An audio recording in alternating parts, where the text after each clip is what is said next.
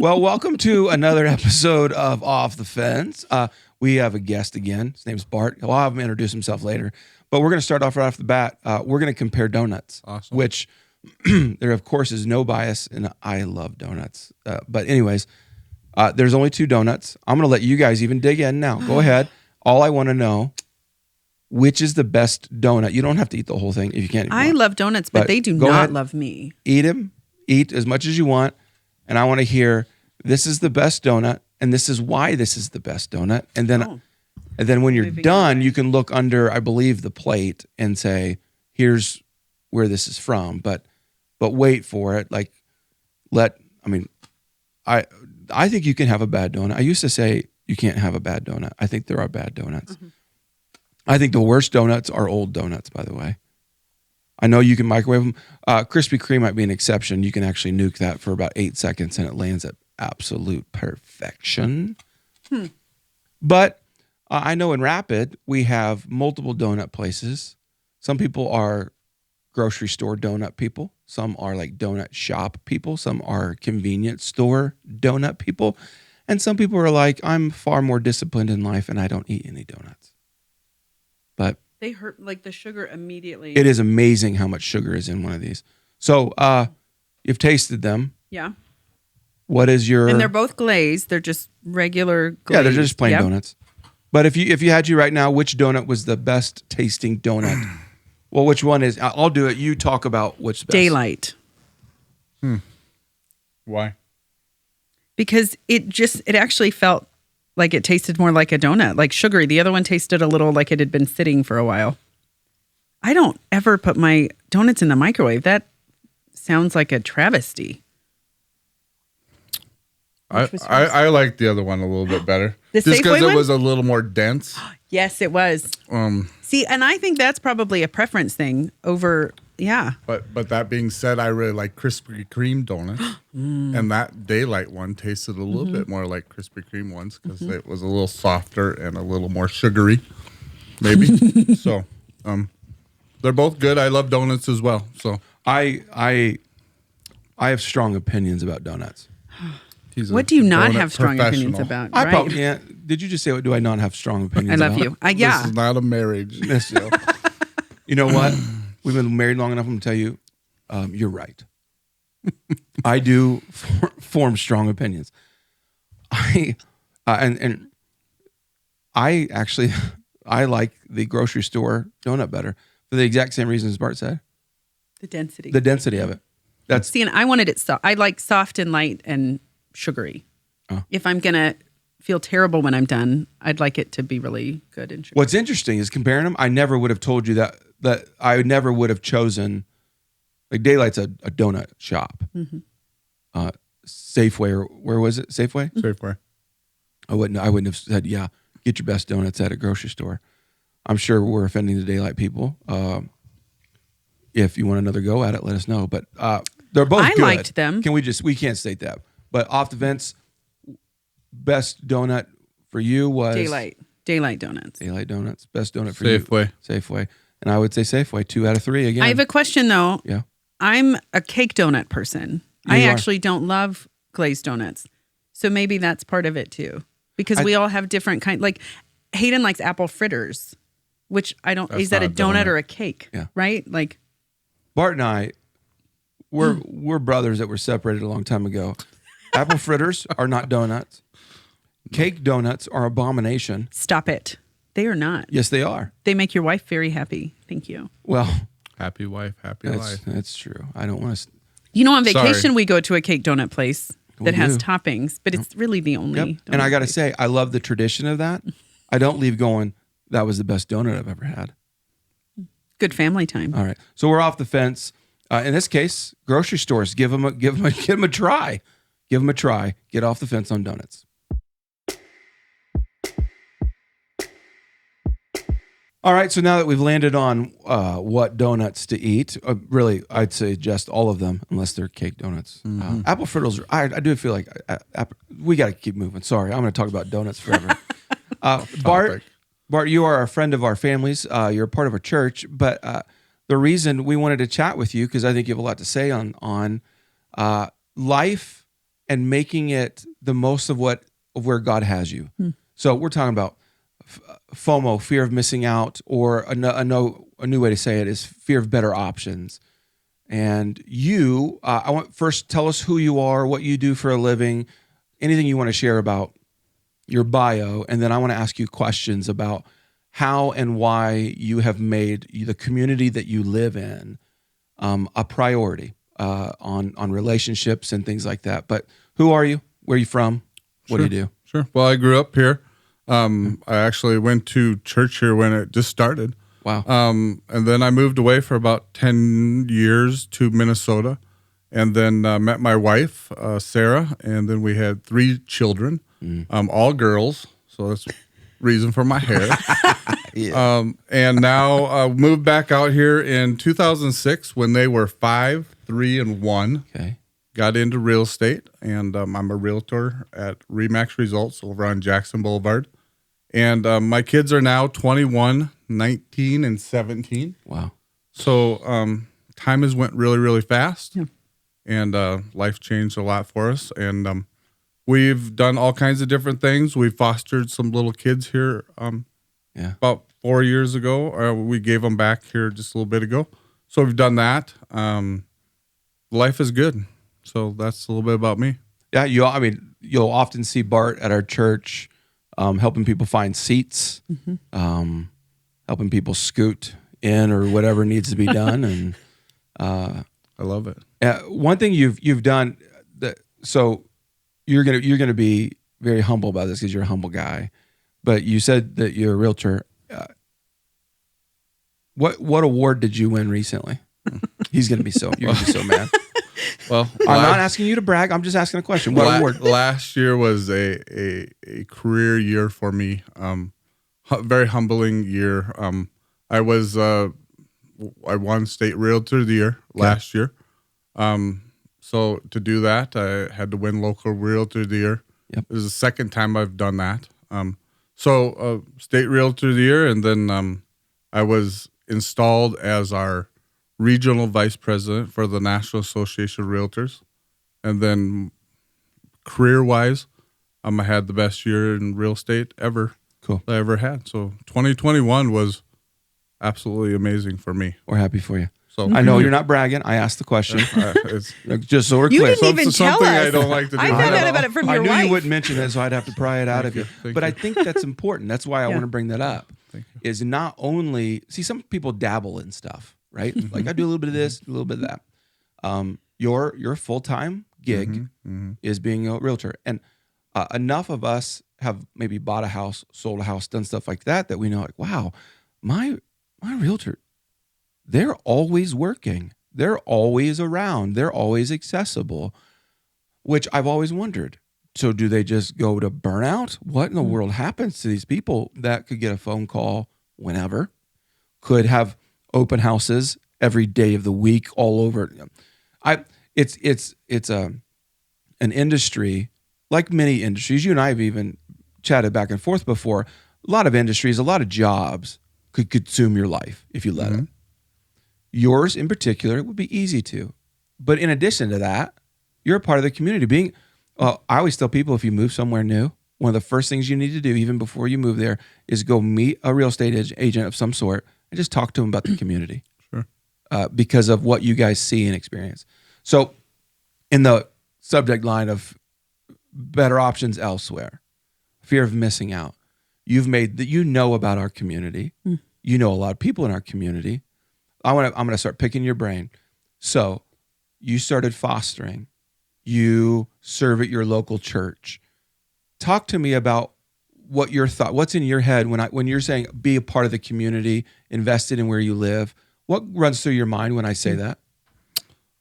Well, when I first got started into real estate, I knew the only way to make it is to get involved. Okay. The way I did it, I started knocking on doors.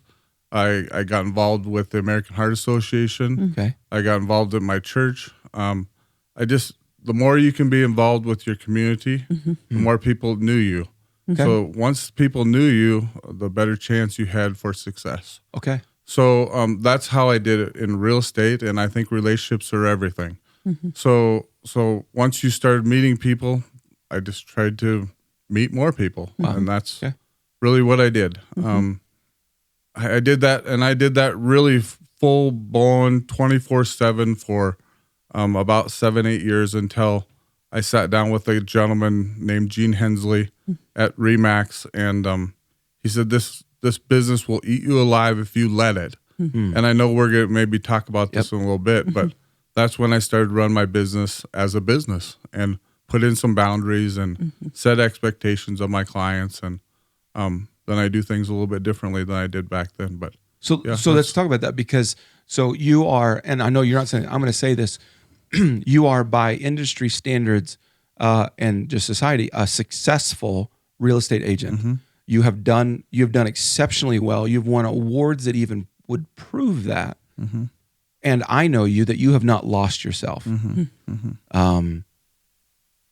Why? How? What in the world? How did you not let it eat you up? Well, some people know this, but my youngest daughter got really, really sick. She's 17 today, so that'd be 13 years ago. Okay. We've always believed in God, but after that, we prayed to God that he either take her to heaven or leave her on earth. But God humbled us that day, that evening, or that middle of the night, I guess it was. That just changed our lives completely. So that was kind of a start of that, and God, we just started putting God first in our lives, and from that point on, just things changed. And so we started tithing to our church. That was a little bit of it, being first. So I think you just have to do things differently. You have to set expectations with people, and they will respect you because of that, I think. Our business is no different than a lot of other businesses. I don't expect you to work 24/7, nor should I. But our business, it seems to be that way because we allow it to be that way. We don't have to work like that. But our business people think we should do that. Well, I think that's when you want to do something well, is that not like one of the classic temptations? Is it then you put your head down and you grind and you do not stop.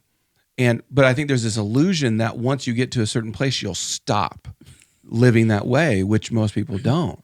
Success or not, you just, once you get the success, once you start doing something that is meaningful and significant and has impact, one of, I think, the temptations is, and you have to keep doing what is expected of you in order to just maintain that or continue. And you've bucked that trend like no person I've known in your world, where, well, you were telling me like open houses. Yeah. I think there's seasons Certainly. that maybe you will have to bear down and work 24/7. But open houses, I haven't done an open house in 7 years, 8 years. And that was because of a pastor that was here that challenged me not to do it. Wow. And that's allowed me 1 day a week to spend with my family. Wow. So was that worth it? Absolutely, 100%. And so that's one thing I've done. I go to all my kids' sporting events, and I will not miss for anybody. And all my clients know that. And I meet with my clients up front, and I explain to them that. And every one of them respects that, and they understand that. And I believe if everybody did that, nobody would have to show a house in the nighttime, unless some people have to do it because of their job. But I think if you set that expectation, and if my clients have to work at night, I let my family know that I may have to work at night. So then my wife and my kids know and understand, and there isn't that battle that, Gotcha. oh, hey, why isn't Bart home for dinner? Yeah. And they understand that as well. So I think you have a lot of battles that way too at home because you aren't having that communication. So it makes me think. I've had lots of conversations with people who have great dreams and aspirations, visions of, I want to do this, great ideas. And they begin to implement that idea, whether they start a nonprofit, start a business, all different things, but they don't do it right. And the main way they don't do it right is they pay no attention to their own self and their own soul and the family that they're responsible to. They literally, I think Andy Stanley talks about you choose what you cheat. Mm-hmm. They cheat the wrong things. And then the great idea doesn't play out. Not because it was no longer a great idea, but they basically drove the car till it ran out of gas without saying, hey, I got to stop and fuel up if we're going to make the trip that we're supposed to make. Sure. And so you've done well in what you're doing, and yet you don't do open houses. What have you seen? Because you've seen enough people. Like, let's go back to the statement of the business can eat you up. We don't have to get specific on people, but like, what have you seen eat people up? Like, what would you say if you could go back and say, hey, here's what you should have done differently, or what you could have done differently? Do you see any repetitive, hey, people don't say no to this or don't say yes to this or they don't do this? Because I think we got people listening going, I want to make a difference. I want my business to thrive. I want my community this and that. And they go, what would you say? Hey, here, pay attention to this. Yeah, I think, and I don't think it's just real estate either. I think it can be anybody's business that you're involved in. If you're an entrepreneur, I mean, and you and I have talked about this just as early as last week. You know, I think you have to be disciplined to your family, to your church, to your daily I don't know, lifestyles, what you're doing. Yep. A year ago, something I did, I'm big on goals. I set a 1-word goal for the year. Okay. Last year, my word was growth. So last year, one thing I did was I read a devotion every morning, and that's how I started my day. Okay. And then, you know, but so just little baby steps, everything. But I just start small. You're going to make mistakes. I'm not perfect. Do I still run out sometimes when someone calls me and go shows them a house, and they could be an axe murderer? And that's the truth. And people have gotten killed at an open house or showing a house because they don't know who they are, or they haven't done the steps of pre-qualifying someone. I still do that occasionally. And then I never hear from them again. I'm like, why did I do that? Why did I go against my principles or my standards or the expectations that I set for myself? Because I just wasted my time. So I think whatever it is in your business, you have to figure out what that is and start setting the expectations for yourself and your business, and you'll understand what they are. So I think it's easy to think that you have to be, whatever you're doing in life, be on call all the time. yeah, you don't have to be. But that's what, maybe this whole episode is meant to dispel the lie, to dispel the lie that I think most people actually don't expect most healthy people don't expect others to be 24/7. Yeah. I tell people all the time, and you know, I very rarely will answer my phone after a certain time at night. And I will not look at my email after I leave my office, typically till the next morning. That's so good. Because there's usually not any stuff in there that's that emergency that I have to deal with. And if there is, it might be something that will just drive me crazy. And then if I'm going crazy about it, then that only will go off on my wife or my kids, or, you know, I'll distract from what I should really be paying attention to. So I think that's important to try to set those boundaries. And I tell my clients all the time, there's no emergencies at night that you have to call me about. If they are, pick up the phone and dial 911. And I make it a joke, but that is the truth. There's nothing I can usually solve at night. So, you know, unless we're negotiating a contract or something, but there are times that we have to do it. You know, I was in Mexico last week and I took some business calls, but my wife and I understand that, and that's the way our business is. But, you know, you still relax 95% of the time. Yeah. And you're helping people also know where the boundary is. Yeah. Because I think for the people that don't believe in them or don't want you to have them, when you're modeling it, I think that helps everybody get a little better. Sure. for sure. Katy and I have talked a lot about this in our own home. I mean, she's if you do the Enneagram, she's a 2 on the Enneagram, which for people who don't care, what this basically means is she's built, her personality is built for like justice. I'm suited up for service all the time. Like she Put loves, me in, coach. It's not a fake thing. It's not facade. It's not like actually it's not because of responsibility or anything. It's like, no, her heart wants you to have what you need because it's justice for her. But what comes with that, and we've talked about it, is how easy that is to go to, you become a superhero who is on call 24/7. That's what the movies tell us, right? Batman has the thing. He goes. Always Batman. Okay. Superman has the intuition. Spider-Man has the tingly, right? Whatever. And we think that's, if I'm going to make a difference in this world, as soon as there is a need or a want, I got to be there. I don't let anybody down. And that's not sustainable. No. Yeah. It's hard. It's hard to say no, I think, sometimes.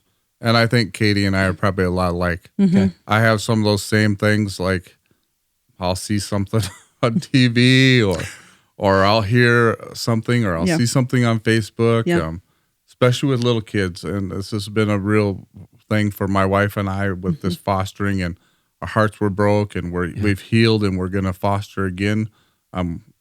So that is something that is near and dear to our heart.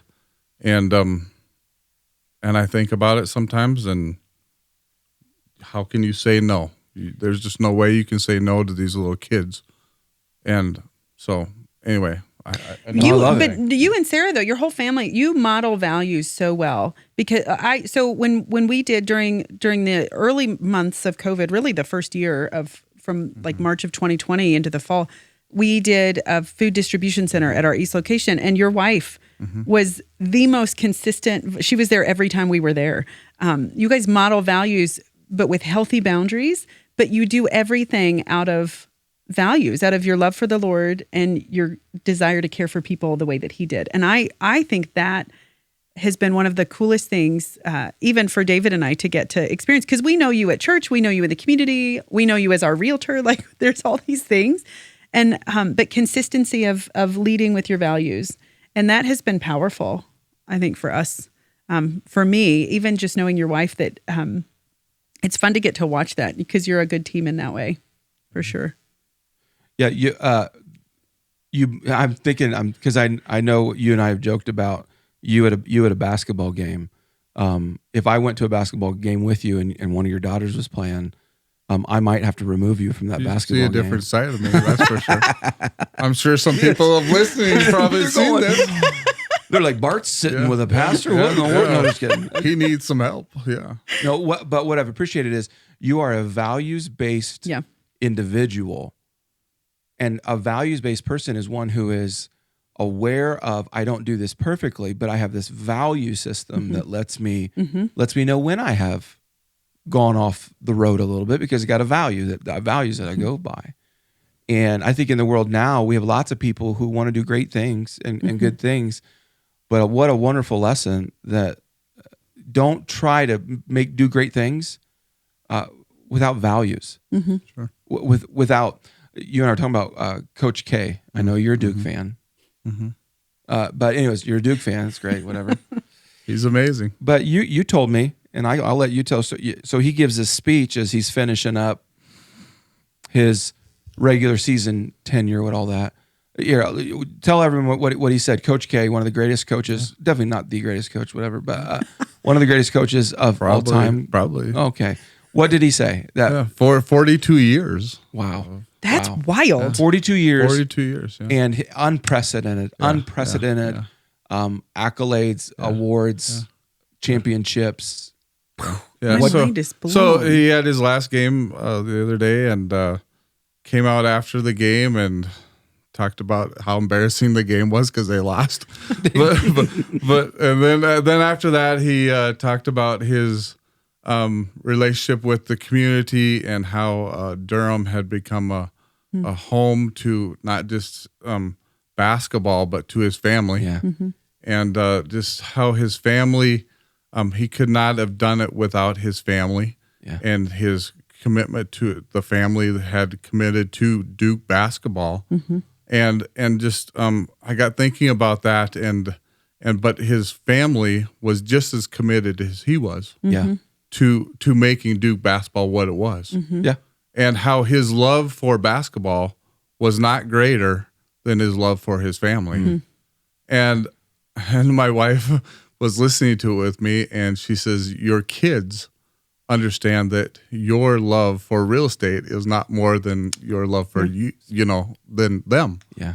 And I got real emotional. Dude, it and makes me teary up now. because sometimes, and I don't care if it's real estate or if it's being a pastor or if it's being an owner of your business or whatever it is, if you're all in, which if you're an entrepreneur, you are all in on your business.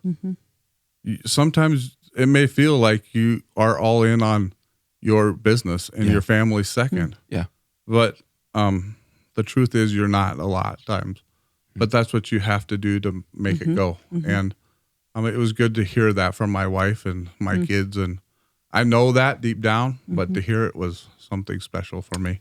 It's powerful. And I caught myself. So I watched that clip of It was Coach amazing. K. And you know what I did? I don't know if my as soon as it came out of his mouth, my eyes, boom, I'm locked onto his kids, his grandkids, his wife. I'm looking at what's their reaction, and they didn't bat an eye. You know, so you knew there was some honesty there. Like it's like, this is not for show. This is, I've seen people say at the end of their careers, they all of a sudden become family oriented, and it's more about a guilt and not a shame. Making up for lost time. Yep, Yeah. making up for lost time. You hear a lot of athletes who will do that. They'll, you know what, now I'm going to focus on my family. But when their kids are 15 by that time, it's like, okay, that's good. I'm glad you're making that decision now. But when you're trying to be present in the community that you're in, make the difference that you want to make, build the business you want to build, the relationships that you want to have, and the influence you want to have, one of the first things that I think gets compromised are the people around us, whether it be me as a person or my family around us.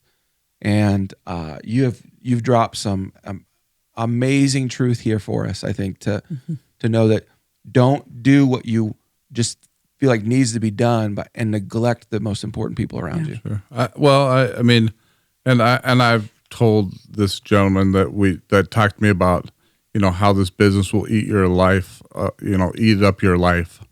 And again, it's not just real estate, it's anything. But for me, my priorities changed after he told me that. And they were not great before that, but I think it's important to try to do the best you can. And we're not perfect. Like you come watch me at a basketball game and you'll think, yeah, he's not perfect. And there's days of my business I'm not perfect. But, I try to get a little better every day, and I might fall down at this but I try to do better every day. And, that's, we're human, right? Yep. So we're not Jesus. Nope. So, well, we are proud to know you, man. so Yes. You have been our real estate agent. Thank you. So I've seen you in the trenches, and I would say never did we have conversations where I felt like, wait a minute, I know what Bart says, but this isn't what Bart does. No, you were lined up. Who Bart is on a podcast, what you're saying, all this stuff, I can tell you as a client of yours, right? It's like, it's real deal. And you love your family, and you have, you're an example. I know we talk about the ChickfilAs who are closed on Sunday and are not present at all in Rapid City whatsoever, but the ChickfilAs who close on Sunday yet dominate. I think it's awesome. They dominate the other industries who've said, here's what I'm going to do. Here's a value. And I think one of our lessons is, if we're going to make an impact, be an influencer, do good things with our lives, we've got to make sure that we're not throwing some things in the trash, like the people that we love, the most important things, because if those go, I always tell people, like, I love being a pastor. I love leading a church, and I love all that kind of stuff. But if I have to lose all that opportunity and keep my family, okay. Sure. Well, I know our word for the church this year is first. And my wife and I, after our daughter's getting sick, really have tried really hard to put God first in our lives and everything we do. And I think a lot of my success has been because of that. Yeah. And I'm not saying I'm perfect, and maybe that's not the secret to my success, but I think a lot of it has been that right there. I think it's where we don't argue it, man. I'm telling you, you take someone that's lived what you're doing and you're experiencing, and we'd say, you know what? So that is I'm a very answer. blessed guy. You are. So You that's are for sure. And you live God first, and then you let your family be influenced by that, and God's blessed it. Thanks for spending time with us and letting us dig into your life. Yeah, it's been great. Thanks for listening and watching, whoever is. We are grateful. Just keep listening. We're going to keep unpacking this with people about what are you doing in the community, why this community, and what's keeping you grounded, and what is helping you do what God's called you to do. So thanks for listening. We love you very much.